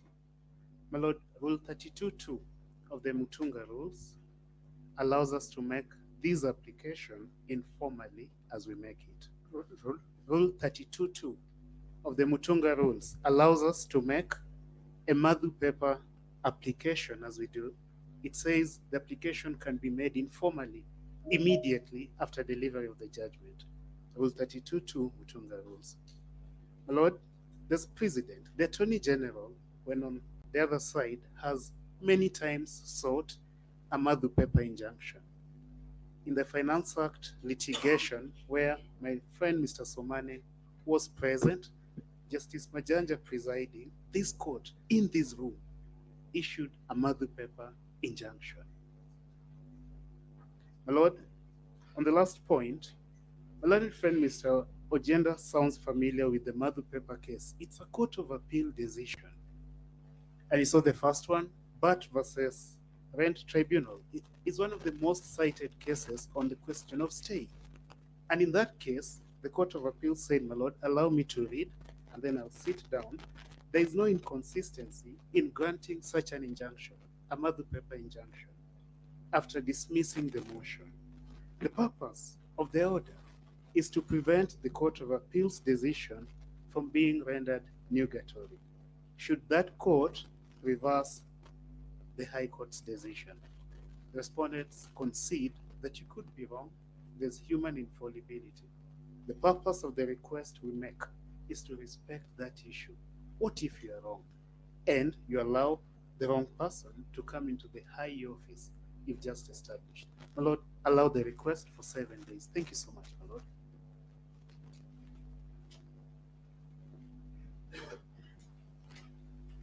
And my Lord, may I just clarify that our application is distinct. We do not seek stay, we seek an injunction. Thank you. And I'm interested in the event, my Lord, it is allowed. Can we also move you again to remove it?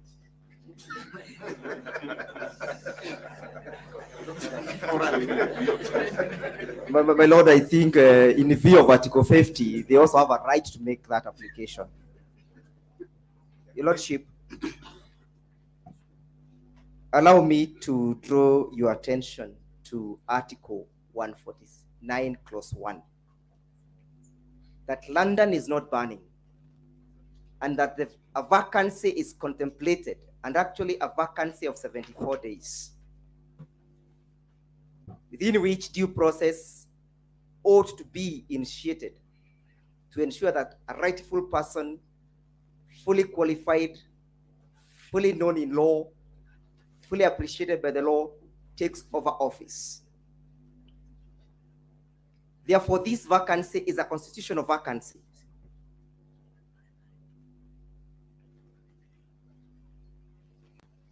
Further to that, Your Lordship, permit me to address you that this is a new application and this application has not been determined. Further, allow me to indicate that I listened pensively to the 3 thematic issues that were raised by the court, and this is not one of them that was raised and resolved by the court. Finally, Your Lordship, we all have a duty to uphold the law and to defend the Constitution.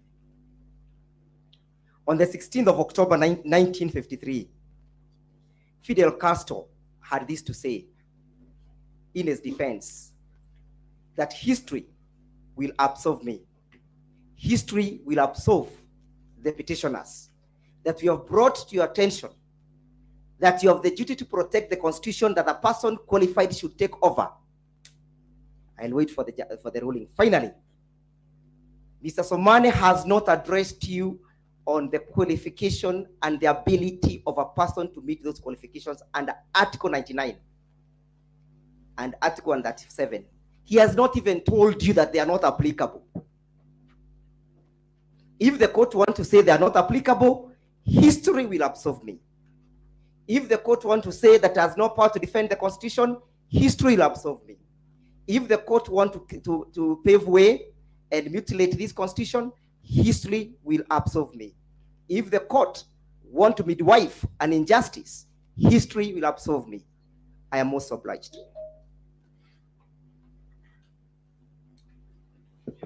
My Lord, Samyaberi, for the 9th petitioner. Only 2 issues. I invite you to Article number 23 of the Constitution, which gives parties rights to come before you. Article 23 of the Constitution, which allows parties to come before you to seek for reliefs. And in this instance, we are seeking an injunction by way of a stay albeit temporarily, of the orders that this court has issued. And we are not seeking these orders in eternity. We are moving into the appellate court once we have the ruling.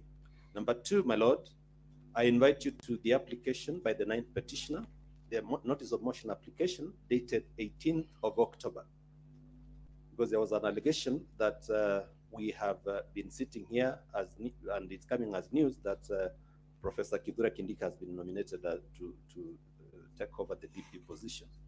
My lord, that notice of motion application speaks to the application they were making, that it was seeking for a conservatory order, and the court has rendered its decision.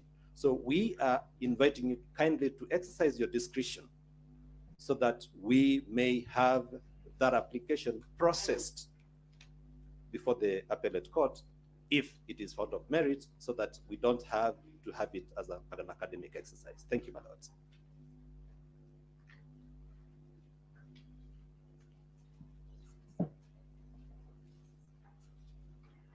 May it please the court. My name is Dr. Eboso, and my co-petitioner had made a similar application that the Honorable Court, be pleased to stay the order that it has given today. And the respondents have raised an issue that Professor Kindiki was nominated over a week ago, and that if we were raising this application in good faith, then we ought to have raised it earlier.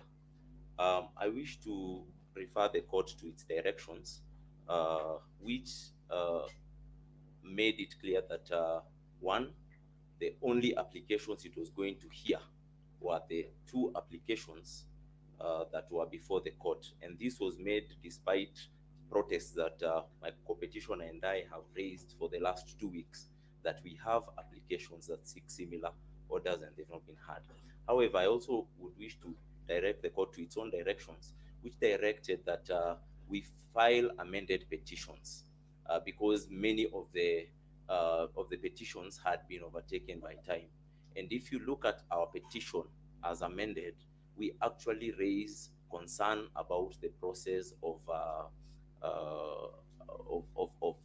election of the deputy president designate in our amended petition. And so it is quite in substance and whatnot. Secondly, I'd like to point out that my co-petitioner pointed out that we have been feeling discriminated. And as she explained earlier, she's dyslexic, and sometimes she might rush her words, especially when she's tense. The feeling of discrimination that we've been having is that out of all the petitioners, we are the ones who have consistently for the last 2 weeks called on the court to refer to the applications that are before it, and that which touch on this, and will be given adequate time to ventilate them. Yesterday, I agree we were given an opportunity to speak as interested parties. And after the respondents gave their case yesterday, I tried to catch the attention of the court and I was ordered to sit down. I wasn't rising because I don't know I don't have a right of response. I know that. I was rising because I sought the discretion of the court, specifically because there are specific 4 issues that the respondents raised against the things I had raised. And in the decision of the court today, which I have listened to, one of the issues has actually turned on that. The fact that this court believes, which I believe is wrong, that it has jurisdiction to reverse the assumption of office of the deputy president. Of course, you've given your ruling and we respect it, and we wish to appeal that ruling. However, now we are asking the court, because both the respondents and us applicants agree that we have moved the Court of Appeal, and the Court of Appeal has given a mention date. So the court is aware of that, or at least that is not disputed. We are asking the court to stay its decision today, allow us to move the Court of Appeal appropriately so that it can give the necessary orders as relates to that, even if it means correcting what we believe to be the wrong finding of the court. The idea that this court is functus officio does not arise, because the rules of the civil procedure, I'm not sure which rule exactly it is, allow any court, after giving its judgment, allows a party to ask for a stay even informally and the court to grant it. So really the issue of functus official does not arise. Thank you very much. Thank you. We will adjourn for 20 minutes.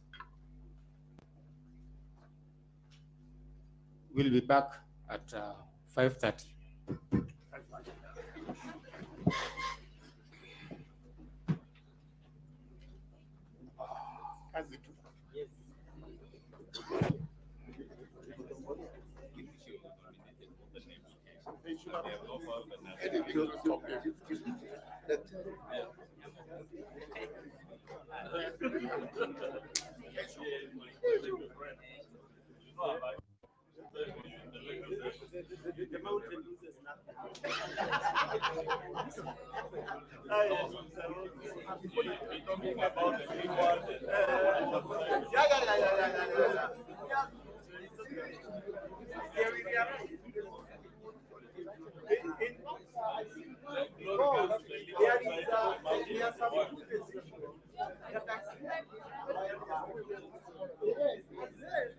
I go to another case.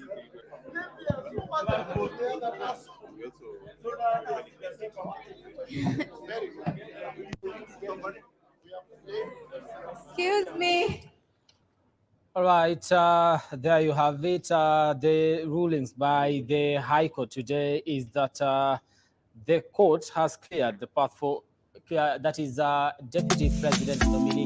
Join us every Friday from 8 p.m. to 9 p.m. for a captivating journey into the world of love, relationships, and love and romance. Presented by the dynamic trio Magignok, MC Jesse, and Annie, Bed of Roses. Promises to be your weekly dose of heartwarming stories, insightful discussions, and expert advice on how to particular. Whether you're single, in a relationship, or simply love a good love story, for you. Don't miss out on the chance to unwind and indulge in the joys and challenges of love, all brought to you by our talented hosts. Tune into Africa 24 every Friday from 8 p.m. to 9 p.m. and let us guide you through the enchanting world of